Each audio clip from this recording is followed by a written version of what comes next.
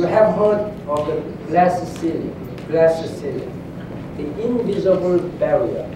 This week, during the celebration of the 100 years of International Women's Day, Secretary General Ban Ki-moon joined the UN Women Agency and the United Nations Global Compact during the first anniversary of the launch of the Women's Empowerment Principles, a set of 7 steps companies can adopt to empower women in the work and marketplace as well as in their communities. This meeting is an extremely important breakthrough, I think.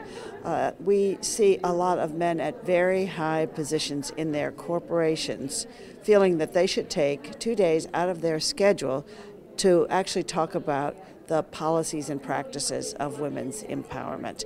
And since I've been doing this for a while, that is, to me, an enormous breakthrough. And equality means business is the fundamental message at this year's conference, where more than 100 guests, including men and women from UN agencies, public and private sector, gather at the SUNY Global Center in New York City to exchange lessons learned 1 year later. I have good reason to be optimistic because 1 year ago, when the principles were launched here at the same venue, there were only a handful of corporations. Actually, Calvert Investment brought the principles to the UN and we made them global. And a year ago, there were a dozen or two of corporations which were starting to get serious.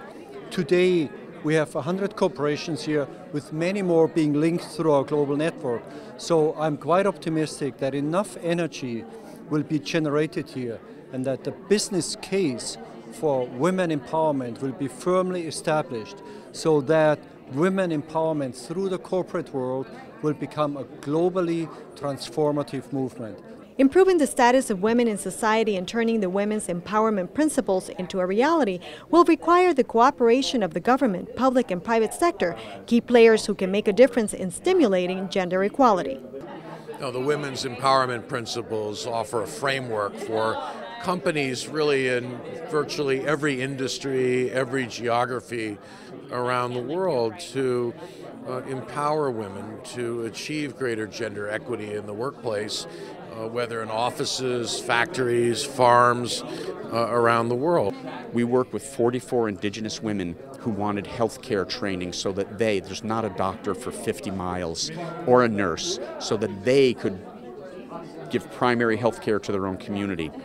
So what we did was we took a village bank model and a health training model and put them together so that every woman who received healthcare training also received a loan to grow or start her own family business.